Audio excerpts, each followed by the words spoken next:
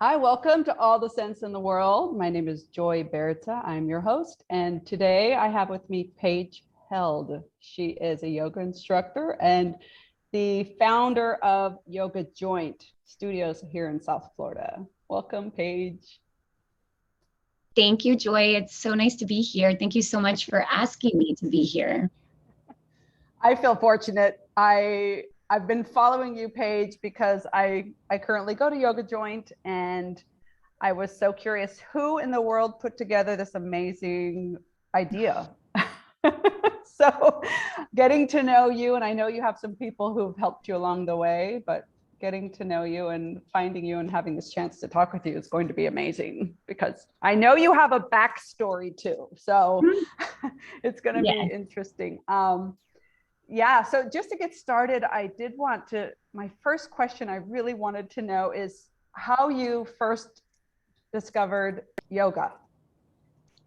Okay, definitely. I do want to say, though, I love that you just said that it would, because I've been interviewed a lot through the years and I've done a lot of podcasts. And I loved that you just said that, how did I come up with the idea? Because it wasn't just me that has done what we've done. It's me and my amazing team. So when people say, well, how do you do it and how do you get it all done? And it's like, it's not me. It's me in collaboration with my favorite people that I get to be with all the time, which is my team. So, besides my family. So I love that you said that. So thank you for that. And, we can get into that later, but I just wanted to start with that. So I started yoga when I was 16. I had been going through typical high school stuff. And my parents were going through a horrific divorce. And my brother was really, really struggling with it all. And he was seeing a court appointed therapist. And the therapist recommended at the time yoga. So I saw how I have two older brothers, and I saw how it was affecting him. And I'd come home and he'd be burning incense and I'd be like, what are you doing in here? Like, what is that? And he'd be listening to yoga music. And now, this was in 1990, 4 or 5. So back then it's not like we were listening to Spotify or Apple Music. Right. He had like a little tape and, or maybe a CD at the time. I can't remember, but he was listening to yoga music. And I was like, I love this. Like, I really love it.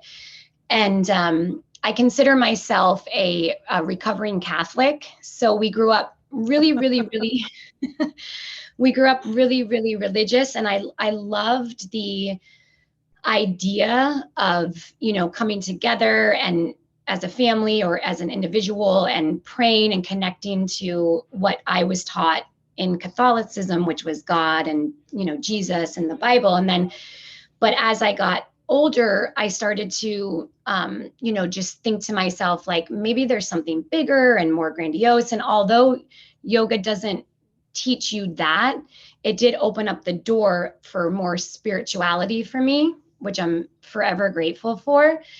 So I loved that it gave me this sense of that connection to something bigger that I always wanted, but it wasn't having to go sit necessarily anywhere. You could be anywhere and still have that connection. You didn't have to go every Sunday to find that connection. You didn't have to be talking to one specific person. It was just always around you. So for that, I loved what yoga brought me, but that's going on a little bit of a different tangent. But going back to being 16, my family was just going through a hardship, and I saw what it was doing for my brother, and I thought, wow, I can try this. So I went to my very first class, and at the time, the teacher was there on a special occasion at the studio that I went to here in Fort Lauderdale, where I am. And he was Indian and he was lovely. And he had like a little bathing suit on. And I thought, I don't know, that's kind of weird. And I'm like, is this the right spot for me? And it was hot. It was hot yoga and it was hot. And We were sweating and everybody loved it and they were breathing and there was no music at the time. You didn't play music like we do now. And it was a very strict set sequence. And if you didn't do that set sequence, you would get asked to leave. And that the discipline part of it, I fell in love with, because at home, things were so chaotic. So knowing that you were going to get that same thing every day, and it was the same thing every day. There was no, you didn't go off. Yeah. No deviation. You did not go off the poses. So I really appreciated that at that time in my life, because I knew no matter what was going on, I could go at 4:30 after school and take a class, and it was going to be just the same structure. And there's something so beautiful about structure and discipline, because it can allow you to have a lot of freedom in your life. And I got to learn that lesson really young. So I learned that if I, put the work in, then a lot of my life started to get better. I started to sleep better. I started to feel better about myself. I started to hang around better people. I started to be able to process things that was going on between my parents in a different perspective, which was so helpful at the time. And then I just carried all that into who I am today at 43. Wow. I'm hearing you. I think, so was this Bikram yoga? Yes. Okay. Yeah. I had tried that in New York. It was incredible. I'm like, I already brought up the Catholic thing. I'm not going to bring up the Bikram. Sorry. And look, my dog just jumped on my lap. Hello, honey. He's so cute. Oh my God. Marcello. Okay, Marcello, you have to go down now. Say bye-bye. Bye-bye. So cute. So, with Bikram, it was definitely, I love that you brought in the idea that it had so much structure, and some people don't like that, but in your circumstance, you really needed it, and it welcomed something new for you, something very consistent, something you could count on, something stability, these types of things. And also when you're learning, I don't know if you ever danced, but like a ballerina, I took ballet, and it can be very strict. I mean, it is. I shouldn't say it can be. It is.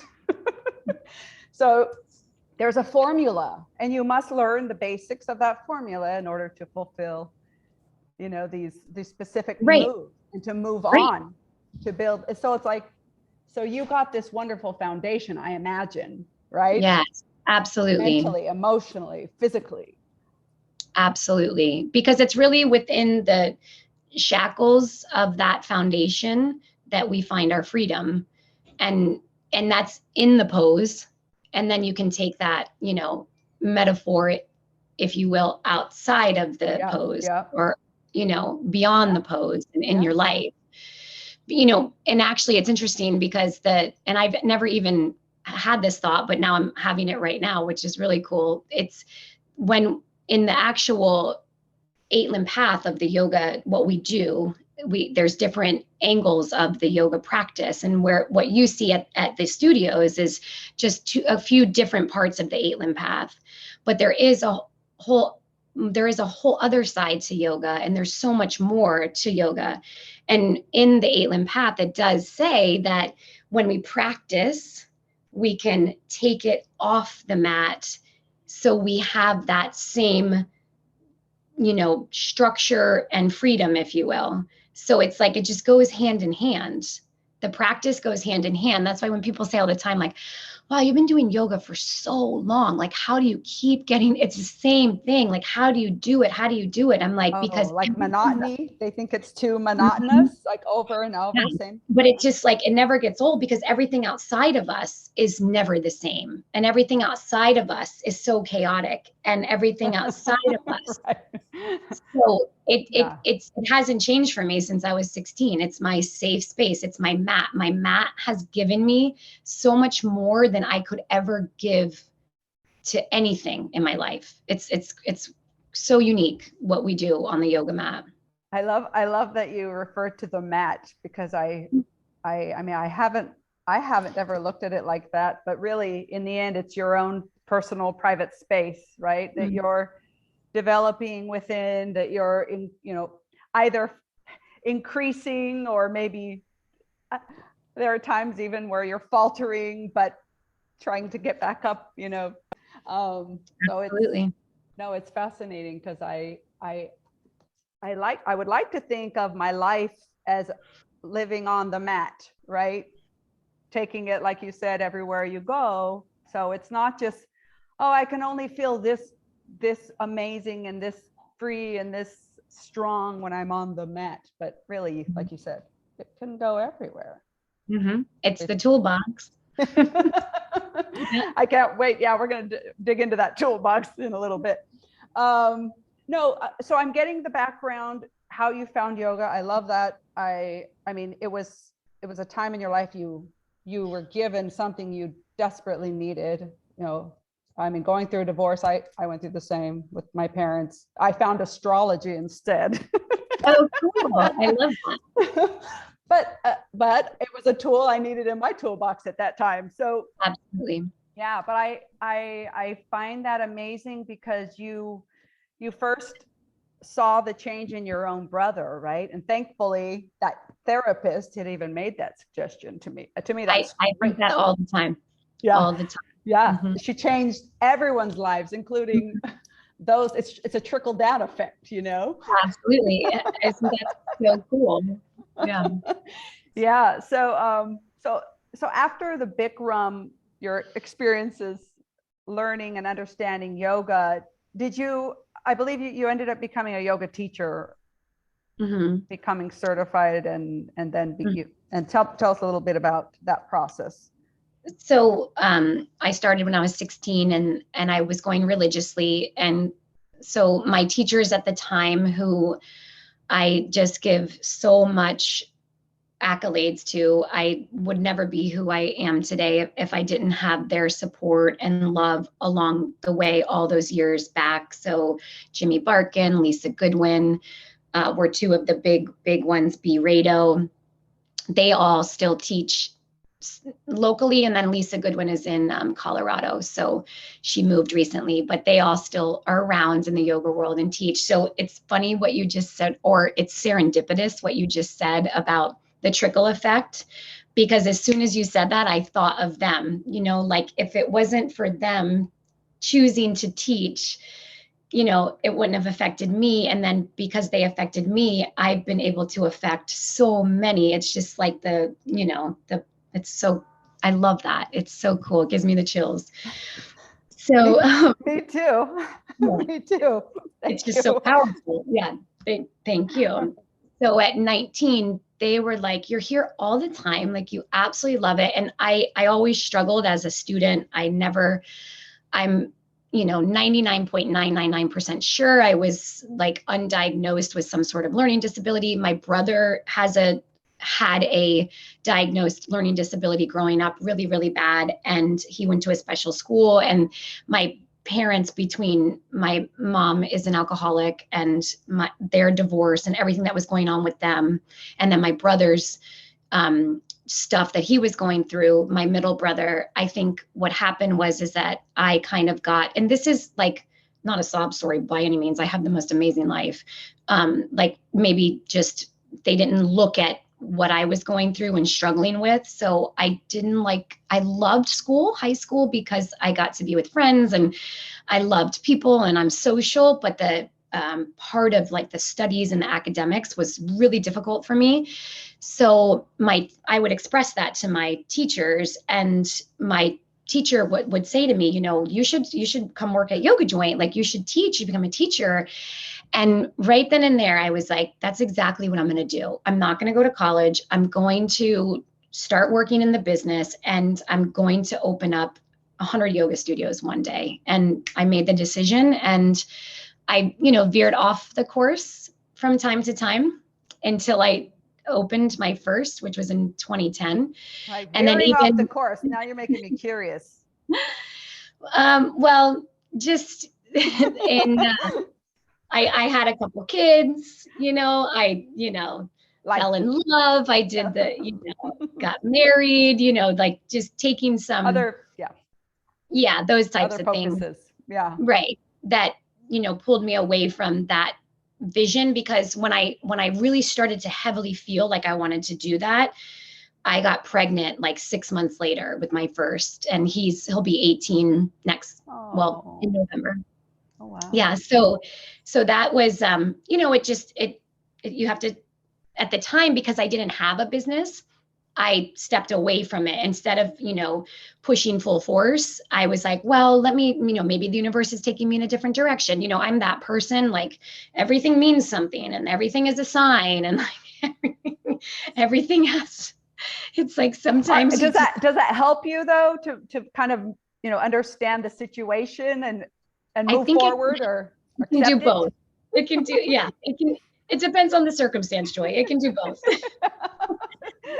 I'm a Gemini, so it depends on my mood, I guess.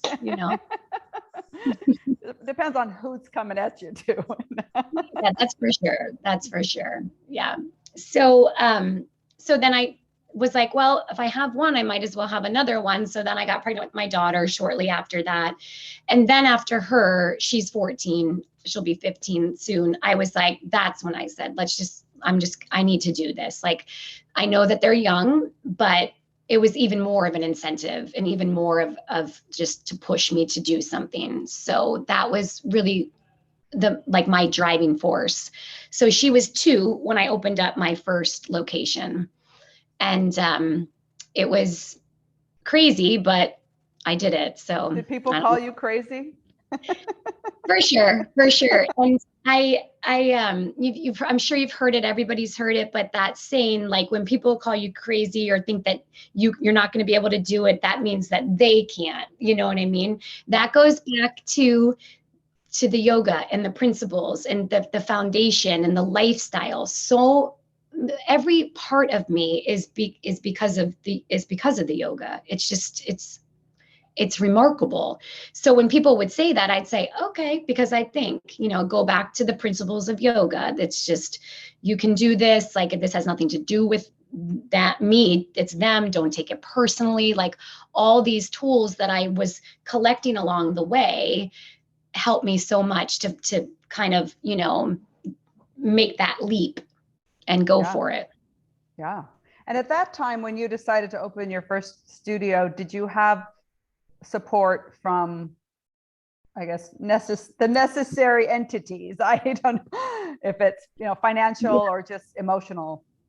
Yeah. So I have a really interesting background as far as partners go. I love that picture that you see floating around on social media. It's like the iceberg, and it's like success, at the top of the iceberg, but then underneath is like all the things that happen, but people only see the tip of the iceberg. They don't see underneath.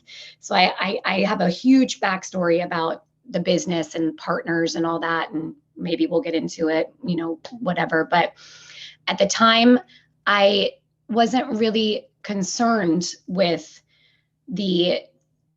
I had one person that said, I can get a loan. I didn't even really know this person. He was one of our students. And he said, I hear, because I would tell anybody that would listen to me, I would say, I'm going to open up yoga studios. I'm going to be on the cover of Yoga Journal. I'm going to have teacher trainings. I'm going to do this. I would just spout out anybody who would listen to me. It was like my manifestos to the universe, and whoever would listen. And people, I'd go to Whole Foods and I would say, you see this magazine, Yoga Journal? I'm going to be on the cover of it. And they'd be like, okay, the people ringing me up, like whatever. So I love it. I still do that now. Like my team, we're always like, we are whatever magnets we say. We're money magnets, we're spiritual magnets, we're health magnets, we're all the time, just to continue to train how we want to be. Because it's easy to get off course, and it's out loud, right? You're doing this out loud, not just all the time. All the time. Yeah. All the time. All the time, all the time. So I had this gentleman, and he said, I can get the money and we can just go in and then we'll pay the loan back and then we'll just be 50-50. And I said, all right, let's do it. I mean, let's do it. I knew nothing. I didn't go to college. I didn't go to business school. That's for damn sure. And everything has been self-taught. Everything has been self-taught, books, YouTube, podcast, everything.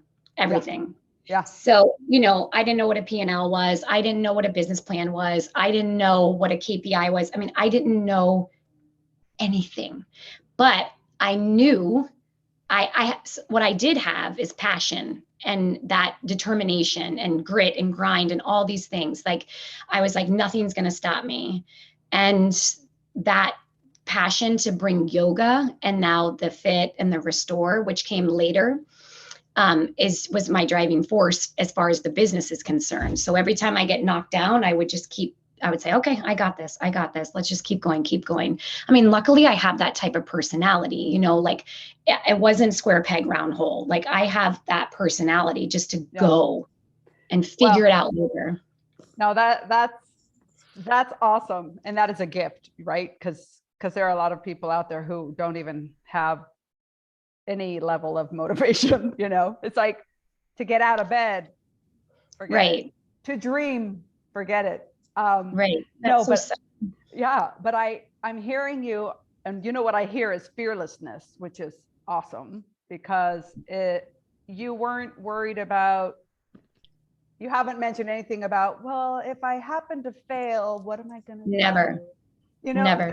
That didn't, come to your mind.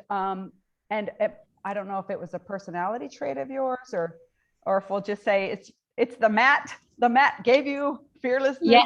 I'm sure it helped, but I would say you have inner, like, gifts that, not everyone has, to really achieve and drive yourself. That's amazing.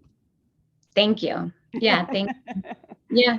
So, when people ask me, like, oh, well, how did you get the money? I'm like, I manifested it. Like, I manifested this person and he got the money, and then we worked for it. I worked, didn't take a paycheck, worked, paid off the loan in the first year. And, I was 10 years in to teaching and to perfecting my craft and to studying and to traveling and taking workshops, doing workshops, teaching, taking classes. I was already a decade in before I even opened up the studio. Yeah. So I think that had a huge part of my success, because if I would have just graduated from a teacher training and said, I want to open up a studio, I wouldn't have had, all the connections I had made and all the students. And so. Yeah, I know that 10 years in yoga, living a faithful life of yoga, really, teaching, benefiting people, seeing the benefits, the ability you have as an instructor, the ability that you can see within people as they're taking classes. I mean, I'm sure it's huge. And I did want to ask you, so what was your motivator for the most part? I mean, is it, I want to be on this cover? No, I'm sure it wasn't just that, but what really motivated you to do this? Like, I need to do it. I want to do it. Why? So I thought to myself, if yoga has given me as much as it's given me, and it continues to give me daily, it continually fills me. And at that point, it was, 10 years in, I thought, how can I give back to yoga what it's given me? How can I give back? And it was open studios, because of the multiply effect, which is what we talked about earlier, which no accidents. It's so, perfect that we're talking about that, because that's exactly how, we're on the same stream of consciousness with it. And I thought, well, if yoga's given me this much, it can give everybody else what it's given me in a different way, because everybody's different. But if I love it this much, there has to be a way. And opening one location could affect, that small population of people. But if there's, 7 billion people in the world, how can I affect more? So little by little by little, it's the opening of the brick and mortars, and we have the online now. And so it's just getting that effect, that trickle effect of bodies to come in. And then once they start to heal, then their children heal, the people around them heal, then it trickles into all areas of their life, and then their friends, and then their friends start to do yoga, and then their friends start to feel better.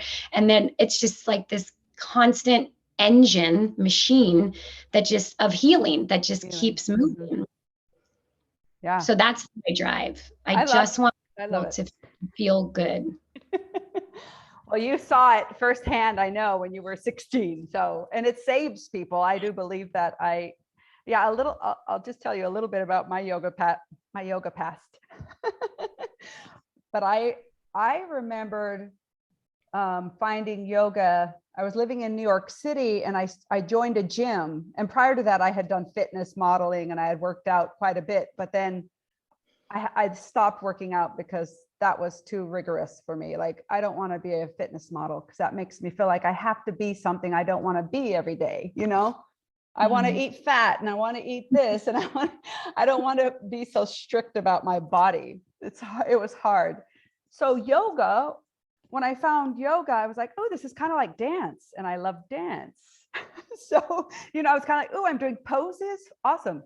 But it wasn't necessarily like that after all, because it was so much harder. And it was so much more clarifying and so empowering and truly purifying, right? I didn't know I was holding on. There was this moment I was like, I suddenly started losing weight in places that I hadn't lost weight ever. I was like, oh, it's because I needed to breathe into that space. Or, you know, it's like these things that through yoga, you can really touch every part of your body, right? I was just so impressed by the power in yoga.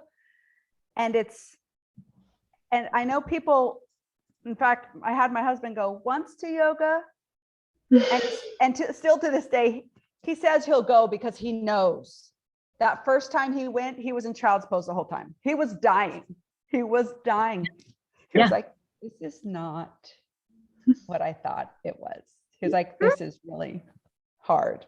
As I'm doing, you know, these whatever triangle poses and things. And he's like, this is not easy.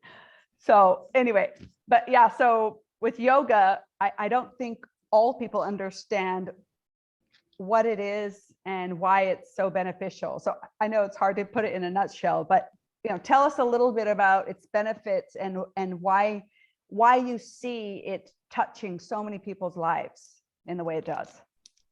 So you said a couple things that I want to touch on.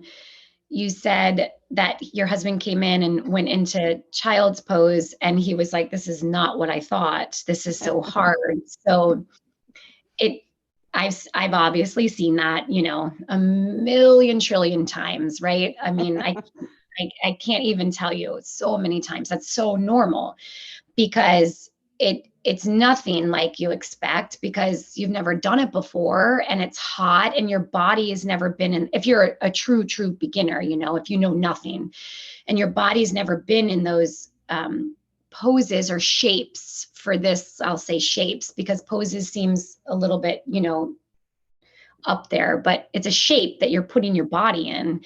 And when you're putting your body in these shapes, it's been scientifically proven that with the shape that you're putting your body in and the breath technique that we're teaching you, which is called Ujjayi, which just means in Sanskrit, gaining victory over your breath. So it's a technique, but it's something that we're learning to do. And interestingly enough, we're born, if we're blessed enough, we're born with 100% of our lung capacity when we come out of our, you know, birthing person, the womb.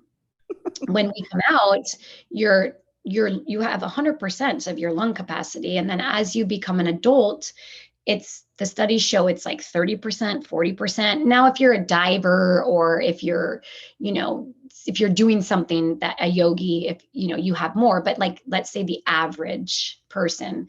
So what's interesting is that all the studies have shown forever and ever and ever. I mean, this is nothing new, but new studies do come out, but studies have been for the dawn of time that if you have a greater lung capacity, you have less comorbidities, you live longer. Like the people that live the longest have really big lungs. And I'm not a doctor, so this is just what I've read. And I believe it because when you're moving your body and you're using your lung capacity, you're scientifically moving fresh blood and oxygen through the body. You're getting stronger in your muscles and your joints. Not a lot of modalities of exercise strengthen your joints. You're using your own body weight to move through these shapes, if you will, these poses. We call them asanas in yoga. It's an asana, Sanskrit word for poses. Your asanas. Yeah, I like that word. So you're moving through the asanas and you're systematically moving the blood and oxygen. You're breathing, which is now not only expanding your lung capacity, which is helping your just overall health. You're coming into the prefrontal cortex of the brain. So in yoga, we call it the third eye, which is right here. Now, that can definitely be, foo-foo for people. So if you don't connect with that type of verbiage or language, in science and in medicine, it's called the prefrontal cortex of your brain. That's it. It starts to develop when we're 8, and it stops developing when we're 25. This is why children don't make the best of decisions all the time. This is why you can't even rent a car until you're 25 years old, because your prefrontal cortex, why you can't get a hotel room, because your prefrontal cortex is not fully developed. So it's essentially the CEO of your body. And just like any good company, you want a really strong CEO running the company. So yoga, the breath, systematically pulls energy. They have put people in PET scans and they see this part of the brain lights up when you're practicing yoga, when you're meditating, and when you're putting yourselves in these poses, these shapes. So from there, you're getting out of that fight or flight. You're getting out of the limbic system, which is the middle part of the brain that is like causes us to be very like hypersensitive or just, reactive. The emotional crap. No. All that emotion. So the yoga practice teaches us, because we have to be so patient. So segueing back to what you said about your husband. So when people go and they experience that discomfort, the mind says, I do not want to experience discomfort. Get me out, get me out, get me out. And the breath and the knowing that you're going to be safe and that self-talk that you start to connect with, that loop, you start to shift the loop from the tormentor to the mentor. And when the mentor, it's not one class, it's not 10 classes, it's not 100 classes, it's unknown. We can't quantify what that is. That's take why the journey. Just exactly. Start and try. Yeah, that's why yoga is a lifelong practice. So that's why circling back to what we said before is when people say, how do you do it? Like, you've been doing it 24 years straight. Like, how do you do it? No matter what, no matter if you don't feel good, no matter if you were pregnant, no matter like whatever's going on in your life, you just always would show up. And I was like, do you not brush your teeth because you're having a baby? Do you not take a shower because you're going through a bad time in your life? Do you not eat food because, so these like basic needs that you have to meet every day to be you.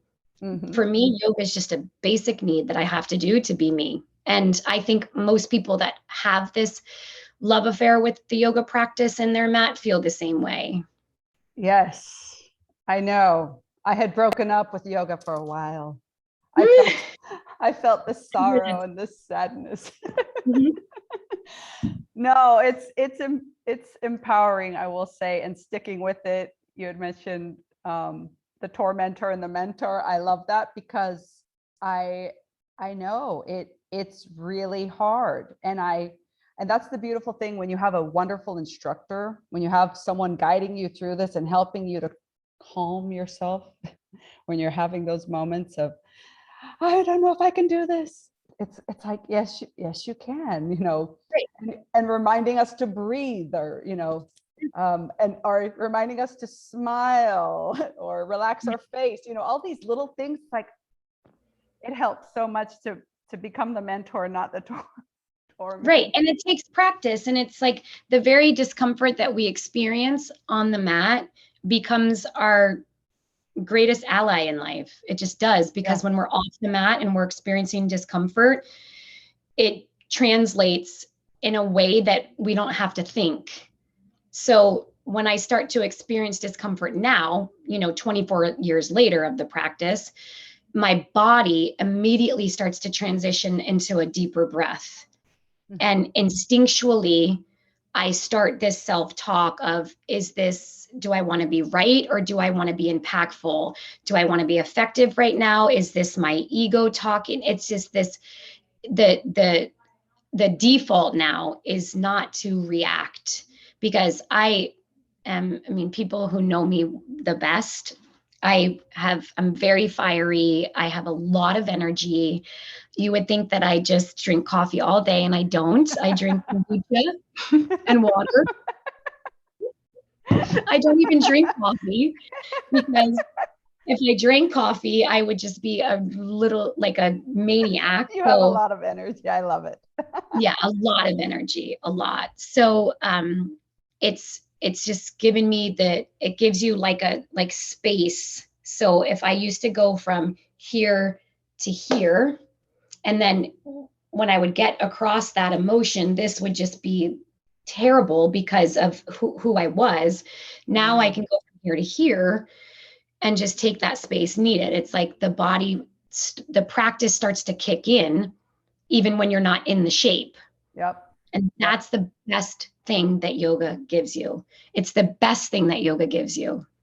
I love that. I noticed for me as well, becoming a mother, becoming a parent, yoga was really helpful, because it's those moments when you want to lose it and you kind of just go, this is just life, or it's not worth it, or but I mean, taking that deep breath and looking at the experience you're having, is it really that bad, you know? Can we pass through it? Yes. So maybe that's also what yoga gives us, is this, it will pass. Like the deeper you go into it, actually the better you feel, right? It's all in our minds, and we can empower our own bodies to do what we need them to do, right? Helping us make better decisions. Exactly. Yeah. Because yoga is a science, it's backed up from, you know, millions of years or hundreds of thousands of years. It's been backed up, all this information. So that's what I really love about it too, because it's not, you know, a fad. It's been around for so long. So the teachings and the principles and the studies behind it, I mean, there's so many studies. Like I said earlier, you know, people get hooked up to, you know, EKGs and PET scans, and they have somebody at first and then do an hour of yoga, and then their blood pressure goes down, their heart rate goes down, their cortisol level goes down, their dopamine goes up, their serotonin goes up, their melatonin goes up, their endorphins go up. Like, I mean, it's, you know, it's everything, their lymphatic system is working. It's amazing. And because of that science, when people feel, you know, the way they feel after, it's like, doesn't surprise me that you feel that way. That's exactly how you should feel. I was going to say, I'm sure there aren't many, or any, maybe 1% have said, I don't feel better doing yoga. And I was like, I just haven't, I don't know. No, there is for sure. I mean, there is a lot of people, because that they don't give themselves permission to get to that point. So, or they went to the wrong teacher or the wrong studio, or true. Bad vibes. There are bad vibe studios, right? Well, you know, I tell people it's even if people come to Yoga Joint and they don't like the heat, I'll say, well, just try. Or maybe they have a health condition that just requires them, they can't be in the heat. I'll tell them to go to other studios. I have friends that own studios that aren't heated, and I will send them there because I want you to just do yoga or go online or go watch a video. Yeah. Just keep digging for yourself, keep finding something. I think it's interesting as humans, as we sort of, I was just having a conversation recently with somebody close to me, and somebody close to them is going through something. And I kept giving like, well, why don't you try this? Or just kind of stuff that has worked for me in the past. Like, why doesn't this person try yoga or try meditation, or maybe try to talk to somebody, a therapist, or go see somebody, or maybe go take a workout class outside, like just anything. It didn't have to be yoga. And the person kept saying, well, no, well, they tried that. And it's so every little thing. So that you can't, you can lead a horse to water, but you can't make them drink. So when people are like, oh, yoga is just not for me, in my head, I'm like, that's the difference between yoga and anything else in the entire universe, is that yoga is for everybody. It's for everybody. Yeah. Because it's not like, our fit classes, we're picking up weights and we're doing weights, and that, that's not for everybody. Some people have busted out shoulders. Some people have busted out backs. Like you just can't. Sitting and breathing deeply and becoming present and learning about your body and moving in any capacity that you can move is yoga. And that is for everybody. I completely agree. And I would say the whole stretching thing about yoga is, I mean, I wish I did more stretching through the years, because I know it transforms your body, the way it responds, the way, helping with injuries or preventing injuries, everything. Absolutely. But the thing, as humans, we get so stuck in our stories and in our, I don't like the word excuses, but we say it a lot in class, and Kelly said it in class this morning, and I love it. And I'll say it in class. It's, you can't be, as a human, we can't be committed to our growth and committed to our stories. And that's not exactly the word she used, but you were there. So you can't be committed to your growth and your stories that hold you back in life, or your excuses, for a lack of a better word. Forgive me, I don't offhand think of a better word, but we can't. So you have to pick one. So look, if you pick that you want to stay in your story and you want to stay feeling bad for yourself, that's your prerogative. Yeah. It's no judgment. But guess what? You can still feel bad for yourself and be stuck in your story and go get on your mat. I like that. We're going to put that probably on like our TikTok right there. That one. Yeah. Because I say stuck in your story, but go get on your mat. Yeah. One of our teachers, her name is Gabby. We have two Gabbies, but Gabby A, she said in class years ago, and Gabby's in her late 20s, and she was in her early 20s at the time. And she's just wise beyond her years. And she said something that I thought was so like poignant. And she said, the best thing about yoga is that it doesn't matter if we have a terrible practice or if we have a great practice. If you get on your mat and you practice, it's a good day. It's a good thing, like from a broader perspective. So we might be on our mat crying, feeling like total, and just falling. But you know what? You did it. Yeah. You did it. So it doesn't matter if you're doing every pose all out or if you're falling all over the place. If you show up on your mat and you do it, stuff is happening and things are shifting and you are getting better and stronger and you are taking away stuff that doesn't serve you. You don't even know it's happening. It starts to happen. beautiful. Oh, It really thank is. you. And obviously, you can see how passionate I am about it. No, I see it. I feel it. I want people to understand it. I would say, yoga to some is very intimidating.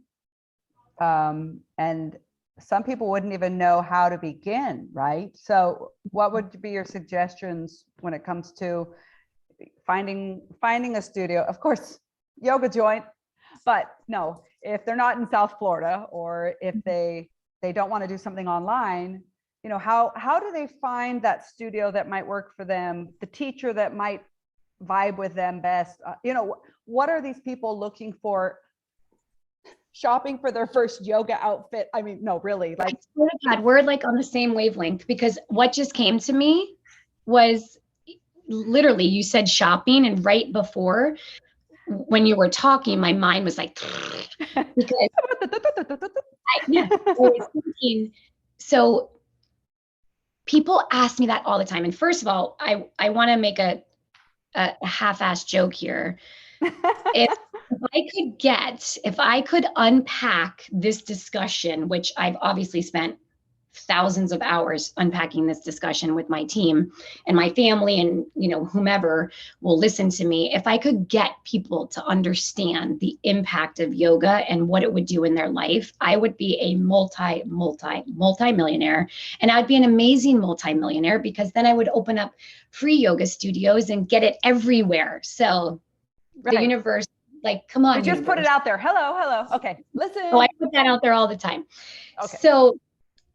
So anyways, so people say, well, how do I know? Like, I went to a class, I hated it. I'm like, okay, so if you went to a class and you didn't like it, my recommendation is, what happens when you go in? So you, as a person, that you love, what's a store that you love to buy clothes at? Oh, I love to buy clothes. Let's say Nordstrom. Okay, so there's you options. you love Nordstrom, so you know that you're going to go there and you love it. Now, let's say that I don't love Nordstrom's. Let's say I love the surf store, because I wear more boho chic, if you will, stuff. So I am going to go there because that works for me. But I went to Nordstrom's to see, and this is hypothetical, I love Nordstrom's, but we could still be friends, okay? I like Nordstrom's. No. I actually go to Nordstrom's Rack, but so I go, if you go to a store and you don't love it, that doesn't mean you stop wearing clothes. If you go to a restaurant and you don't love it, that doesn't mean you stop going to restaurants. If you wanted to be a lawyer and you started law school and then you decided that wasn't for you, and then you transferred to be a business person or a doctor, like, where in what universe do we have to go to one yoga class and say, oh, I hate it, I don't like yoga? Right. It's the strangest thing. People don't understand. Yeah, they don't understand. It's a strange thing. I'm like, well, yeah. And have you ever been to a restaurant that you didn't have a great experience, but then a friend of yours said, oh my God, go, and you go again, and then you had a good experience? Yeah. Maybe it's going to take a couple times of going to the studio, wherever you're going. So give it 10 classes. And then and different teachers. Then if you don't like it, then go explore other studios, because there's tons of yoga studios wherever you are. And if there's not, then you can get online. And if that's not your jam, there's yogas at gyms. There's yoga it's everywhere. Yeah. It's everywhere. Yoga's everywhere, because it is. Go to India if you have to. Right. Exactly. Did you ever go? Did you go to any of the retreats out in India yet? Nope. So that was something I wanted to do before I found that I was pregnant. We were planning, and then it'll be 18 years next month, and I never did it. But honestly, one of the teachers who brought yoga to America, Patabi Joyce, in his teachings, he says he was one of the first teachers who would tell us yogis and yoga practitioners that we don't have to go into the middle of the forest in peace and quiet to practice yoga.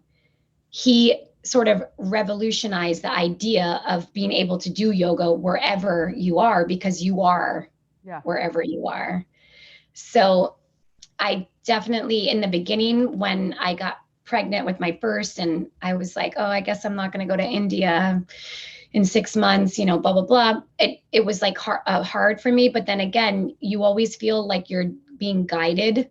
When you're a yogi, you trust in the process, you trust in the ups, you trust in the downs, you trust in all of it. So I figured there's got to be a bigger reason. And then now I don't have that deep desire to go right now. I think when my youngest is 14, maybe when she's, you know, she's a freshman in high school, maybe when she's graduated, I would love to do it. But right in this moment, it's not something that I really think about. So right now, what's really fueling you, like, and what are you trying to do? Open more studios? But yeah. So I have 6 now, and we have our online studio, which is a studio in itself. So we are opening 3 more at the same time. So this will be the first time I've ever opened more than 1 location at a time. And you would think I would just go for 2, but I decided to go for 3. So really, because the pandemic put a pause on all of it. So it's something I would have opened one. Now you're like, fine, all 3. Yeah. And again, it's like, okay, universe, this is what you want. This is what you want. This is what I want. I want to spread yoga joint yoga to the world. So it's 1 studio at a time. I'll just do it. So we open in Miami. We open in Hollywood in January, Miami, roughly 30 days later. So late January, early February, and then Coral Springs in March. So it'll be, all of these will be 2022. What year is it? I don't know. I do want to ask you. So I know you have a specific certification. How does that work with yoga joint? So is it certify in yoga, then certify with yoga joint, or is it a full service certification? How does that work? That's a great question. That's something that we are in transition with. So to make it as short and sweet as possible, we used to have a yoga joint 200-hour certification, and that's what most yoga modalities and yoga studios and yoga companies have. Mm-hmm. And you take that and you can teach wherever. But now we are shifting into what we have now, which is a yoga joint, like in-house training. So if you're interested in working for yoga joint at this moment, you have to have either, if you're going to teach the fit classes, you have to have some sort of fitness background and certification. And if you're going to teach the yoga, you have to have some sort of yoga certification, but then we put you through our training. Okay. Because of the brand, you have to get up to speed on the brand, and you teach our brand standards. So it's not, if somebody comes to work for us, they don't teach, Joy Yoga. Joy teaches yoga joint yoga, So that's what it is today. In the future, it's going to look different, but that's not something that we're talking about right now, just because. Okay, we'll revisit that.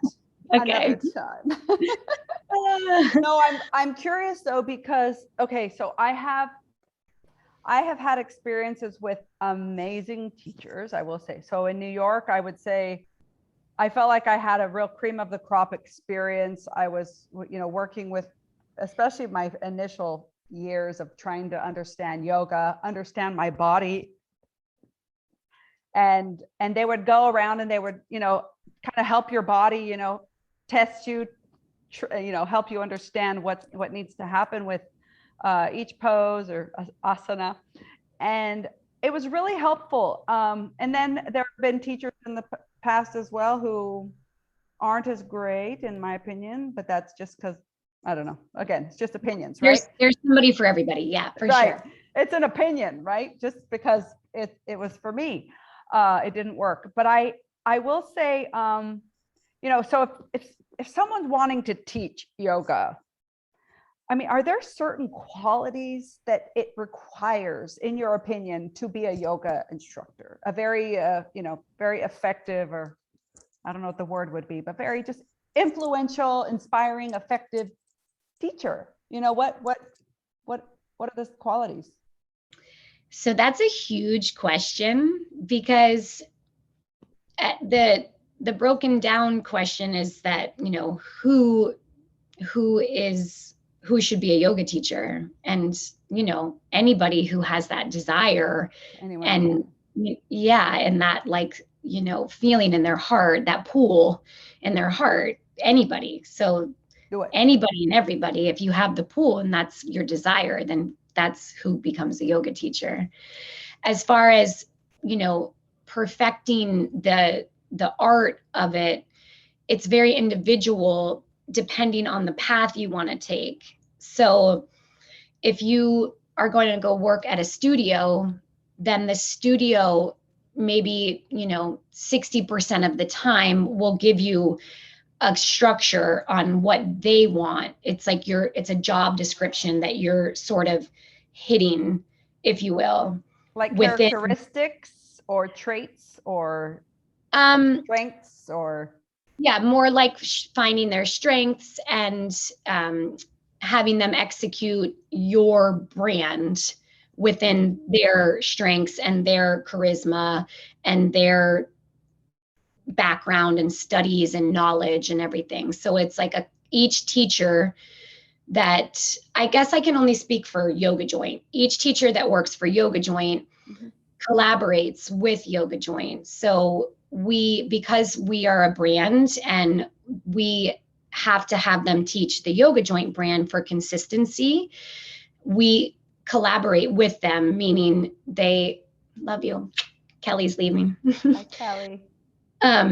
We collaborate with them, meaning, like, you showcase you and what's in your heart within these parameters of the flows and the time and the lighting and the heat and, all the operations of it. It's very consistent. I do appreciate that, because I've never gone, wait, this is not what I was expecting. No, right. There's no shock to my system, because I get, yeah, that's cool. That's really cool. Right. And for me, that as the founder, that's really important to me, because it goes back to the very first couple moments of this discussion. Yeah. I was brought into yoga in a very, very strict yoga. And even though Yoga Joint has a lot of freedom, we have the basic foundation of all the flows are there, and then the freedom is added on.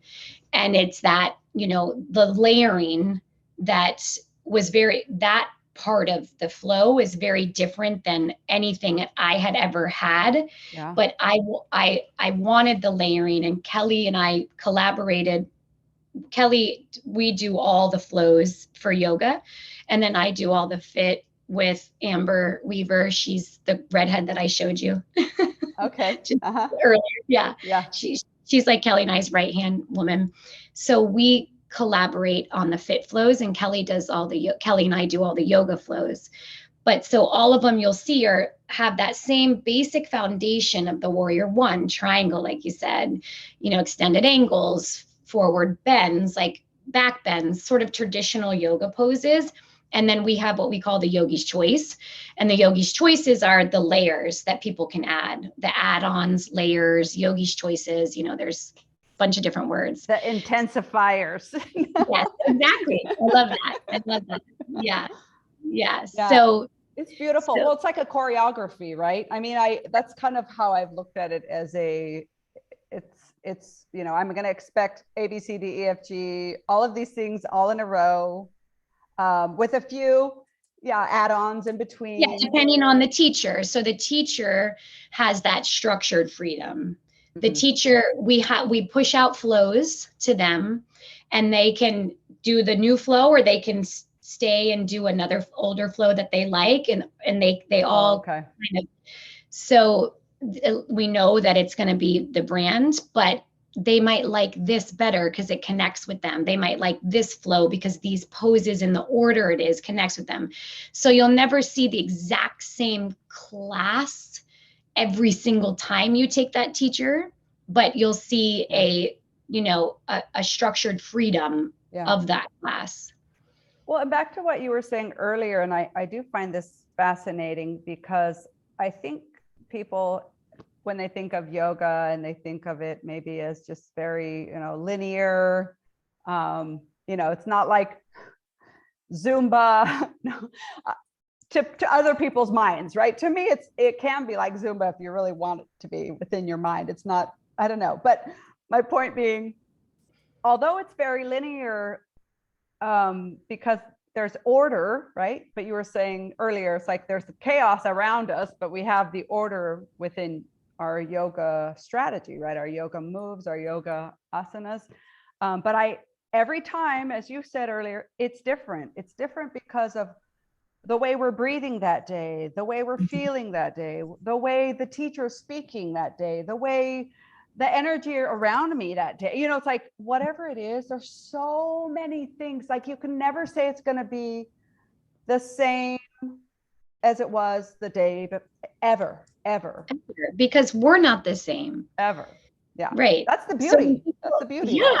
That's what I couldn't agree more, but I get so bored. I can't do it again. I don't know. I don't feel that. It's different. You're talking about. Yeah. And for me, yes, the poses are the same, but within that, I'm different. And so they're expressed differently every day because every day you're a little different.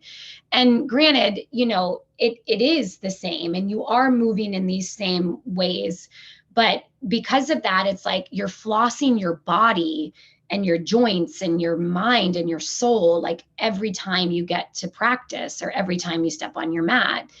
So why wouldn't we want to do that as much as we can? I love it. I'm gonna share with you a little bit of an analogy because, so I don't know if you know this about me, but I'm a trained opera singer. Oh, no. Yeah. So the whole breathing thing, that's like, yeah, it all makes sense for me. But with even performing in an opera, so if you study a role and you have perfected the role, you're going to go out on stage, you're going to sing this particular role. You could sing it 100 times in a year. It's never going to be the same, ever. Wow. The orchestra is different. Your other colleagues, the other performers, there are different movements, different energy. My voice is feeling different one day than another.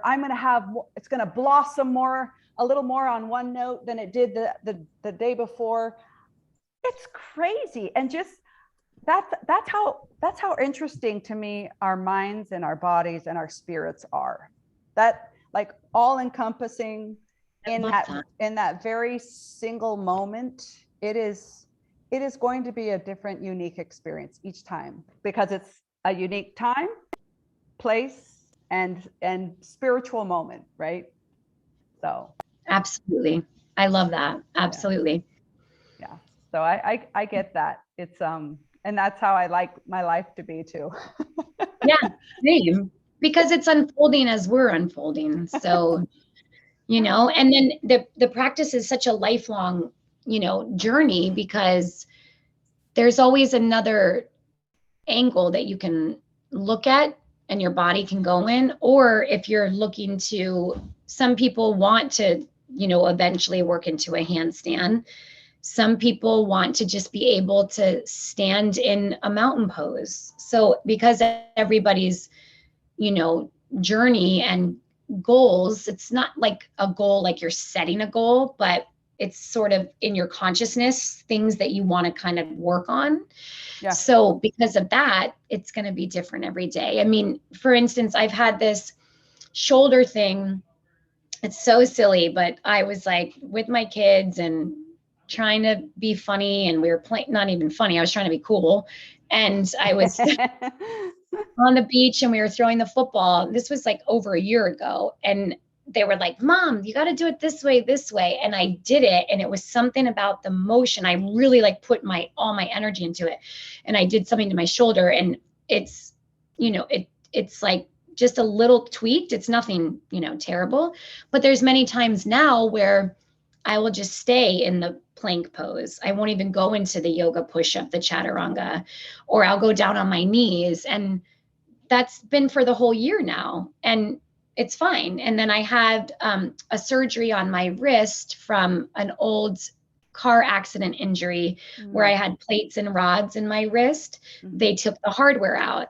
And so I do, a little bit of a different wrist position now. And so it's like, even those little things have changed the way I look at my body or interact with it, because you do. That's what you do in the yoga practice. Yeah.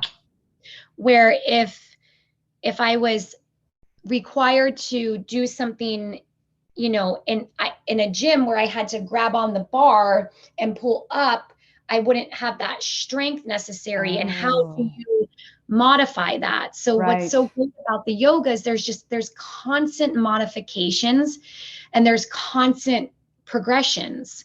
So it's whatever you want it to be that day. That's why, going back to what Gabby had said in class, like you're never having a bad practice, because when you show up, it doesn't matter if you're modifying the whole time, if you're like your husband in child's pose the whole time, that's yoga. He did yoga. I'll be sure to tell him that. The word yoga means union, yoking, union. So anytime that you are in presence with yourself and your mind and your body and your soul, you're doing yoga. I love that.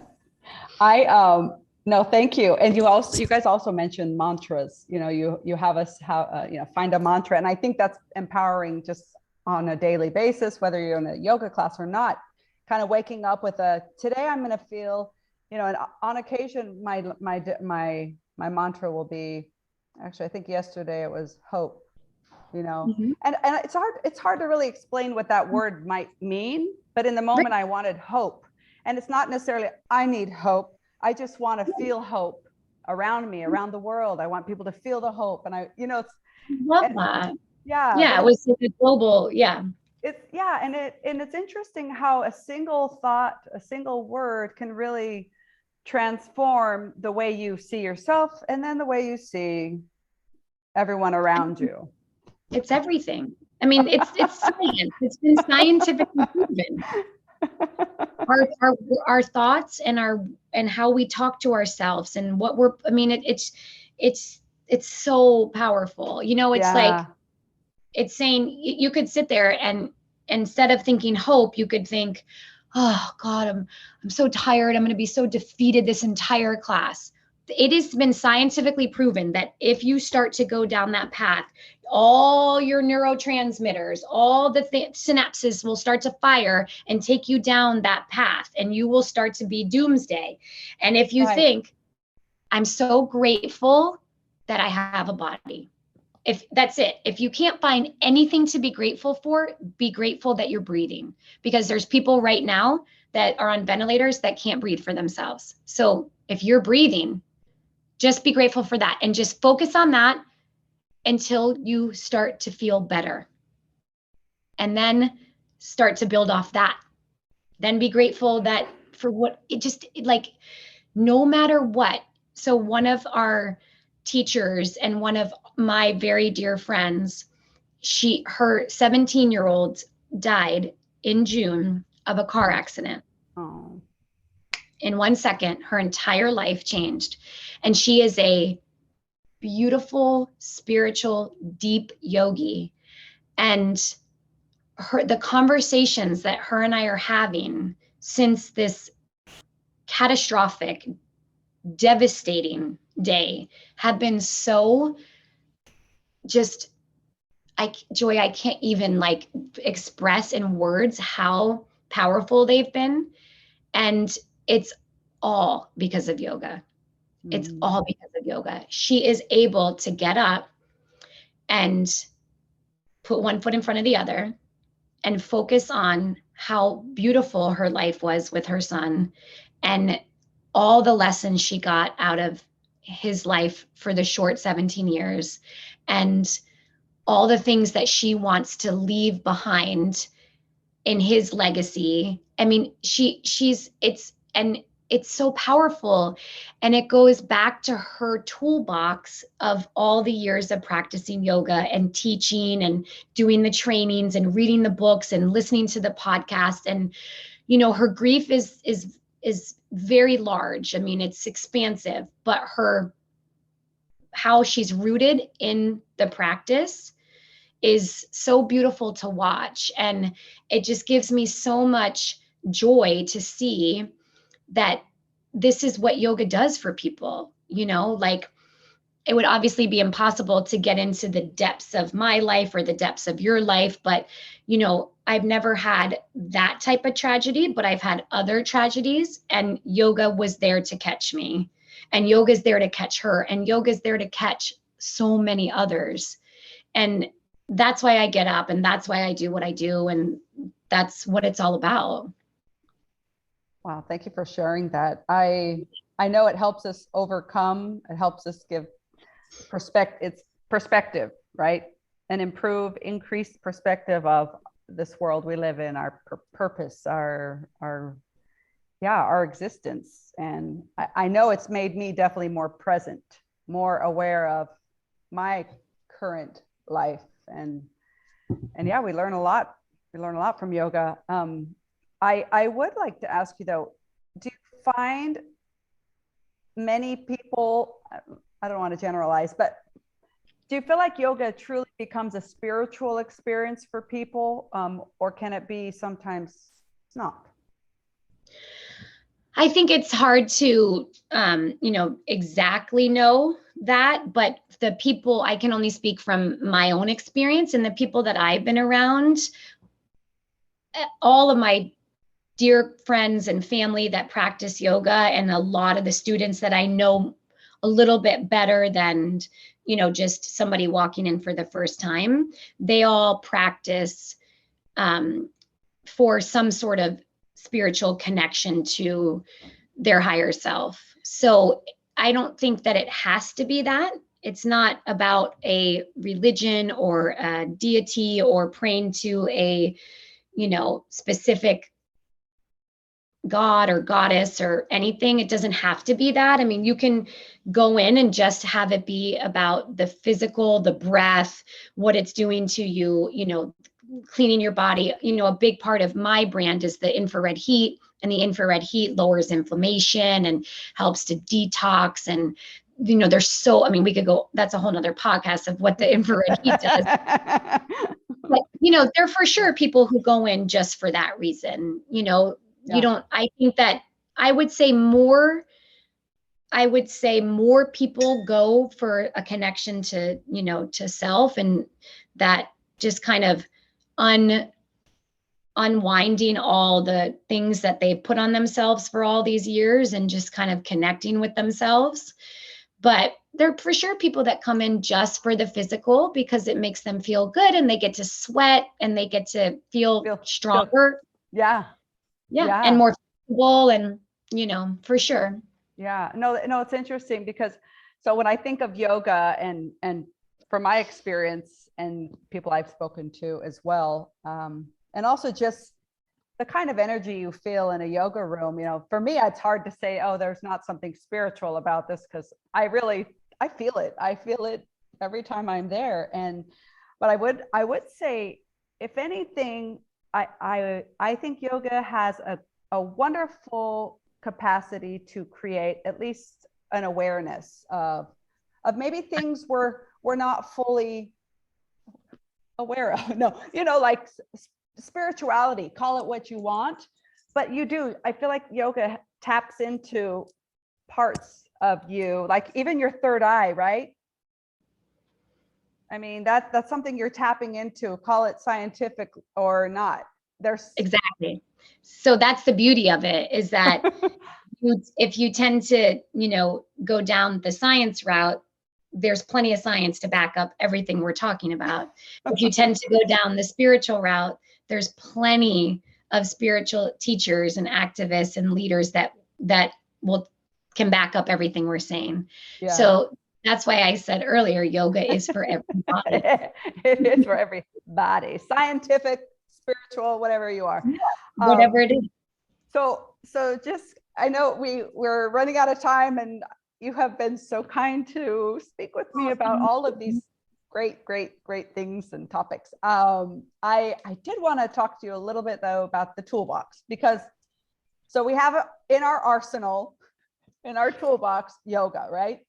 That's, I know for you, that's been a big one since you were 16. You discovered this. I have a feeling it saved you. It saved your life in many ways, and has given you a drive, a focus, and a journey that has changed many of our lives since. So thank you.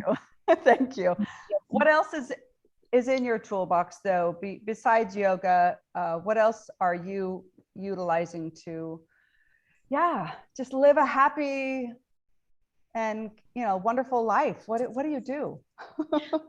I drink a lot of water. That's good. I drink a lot of water. I drink wine, which helps. Only clean crafted wine though. I only drink my clean crafted wine. I listen to a ton of podcasts. I'm a podcast junkie, and I get a lot out of it. Like I said earlier, I was never really the scholar. The academic side of life was never my strong suit. So reading is not one of my strong suits. And it's so funny. I see all your books and I'm like, oh my God, I love to read. I know, it's that I wish, I just I don't, and also it's something that, like anything, if I put my mind to it, I would do it. I know you would, and you'd open 1 billion bookstores and we would all be reading. Hey, that's so cool. And so I listen to books all the time. I listen to books, so I might not read it, but I am listening. So I do listen to books all the time. I'm always listening to something. And so I'll sometimes, well, not sometimes, most of the time it's going to be on, the history of yoga or exercise, or I'll listen to, a ton of business stuff, Simon Sinek and all, a lot of business stuff I listen to, just because I'm sort of self-taught. So that listening to what other people go through. The podcast, I love Jay Shetty. I love Oprah. I love Goop, Gwyneth Paltrow. I love all just diving into all the new stuff that comes out about our brain and, our genetics. And I listen to stuff like that constantly. I definitely don't believe that our diet is one size fits all. So I listen to a lot of different, I don't have people ask me a lot, oh, well, what do you eat? And what do you think is best? I'm like, do not ask me. You have to figure that out. I can tell you yoga is best for you, but but the rest. I definitely, because I just know it's not one size fits all. I watch a ton of documentaries with my husband. My husband's a doctor, and he geeks out on all this kind of stuff. And I've been very influenced by him. We watch, a ton of cool documentaries on anything and everything that has to do with life, death, food, yoga, all that kind of stuff. Conspiracy theories. No, I actually don't get into any of that, but because I'll just probably go down the rabbit hole. So, but I try to be mindful on what I watch and what I eat. My friends are always like, oh my God, you're missing the best show. How do you not watch, this and that? And I'm just I just have to be super mindful of the things I take in, because I get very easily affected by, things like the negativity, and I know it's a show and it doesn't, even my husband loved Yellowstone. I tried to watch it and I just was like, babe, and he knows, he's like, I know how you are. I just feel, I get very affected by guns and violence and, sensitive. Yeah. yeah.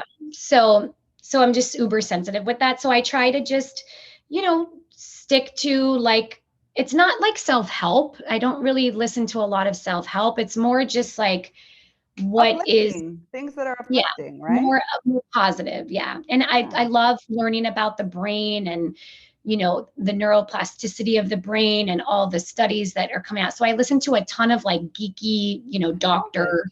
Yeah. So you really do have a PhD probably in many things. Maybe. Yeah. In life, maybe. Yeah. Yeah. No, I have loved talking with you. I love that you're so well-rounded, and I do think yoga's been a huge benefactor, or has benefited you in that way, because I see you as, I mean, besides so driven, motivated, all those good things, but you really, you have an interest and a love for life, and you're not stopping at building yoga studios. I see you really wanting to move forward and help others. And in order for you to help others, you're gaining knowledge so that you're going to be able to feed us and influence us in positive ways. I'm glad you're ultra sensitive, because you're aware of what you should be taking in rather than what you shouldn't be taking in, right? Mm-hmm. So Absolutely. I think that's great. And I think in a nutshell, it's like, we had talked about this in a conversation previously, you and I had about helping people to start to hear their own voice, understanding their own purpose, and really being able to determine what is right for them and what is not. The things we keep, the things that we, get rid of. And I think you're helping people with that. So many Thank ways. you so much. Thank you. Thank you. Yeah.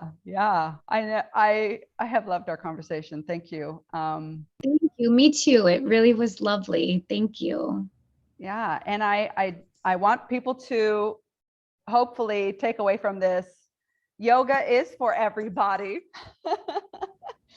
It is. Try it more than once too, right? Don't just go Absolutely. once Absolutely. and go, it's not for me.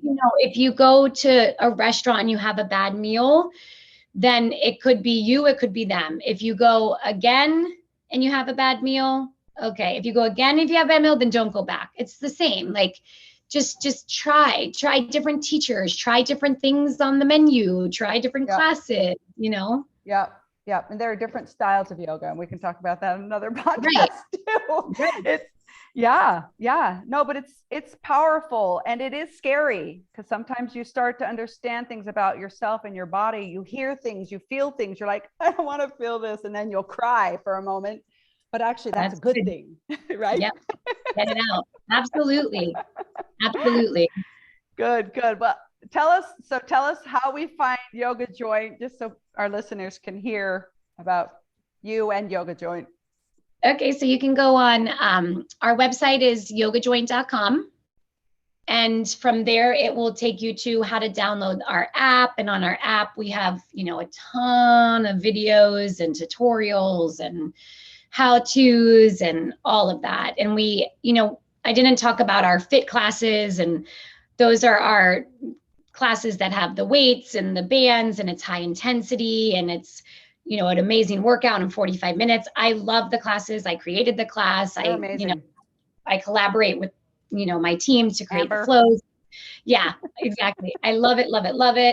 But it's, yoga's my one true love as far as what Yoga Joint is. I love the fit classes, and I do them. I do it, I'm in the classes all the time. And then the Restore is our version of Yin Yoga, which is just a more restorative yoga. And that's also just one of the greatest loves of my life. It helps me so much. Our yoga classes are, the music's kind of vibey, and, you're moving, and where Restore, it's just very, very, very meditative. It's all poses on the ground. It's really for that like fascia release. So the combination of the three classes is like a one-stop shop. It's just, you don't need anything else. You come do those 3 classes within the week, you know, a couple yogas, a couple fits, 1 restore, you're going to be good to go, mind, body, and spirit. So that's at the brick and mortars. And then we have our online, which is the yogajoint.com as well. And then on Instagram, it's just Yoga Joint. And on me, Instagram, it's just my name, Paige Held Yoga. And I think that's about it. Thank you. Well, you are empowering many because you have created such an amazing idea. And I know you have people helping you, but this idea and following through with your vision, I hope more of us are able to do that, because especially women, no hold back, people, just absolutely. Yeah, absolutely. Yeah. Yes. Thank you so much, Joy. It was a pleasure. Thank you. And I'm so lucky I get to come to your studio. Yay. If you're in Florida, come and see us. Yoga Joy. Yes. Thank you.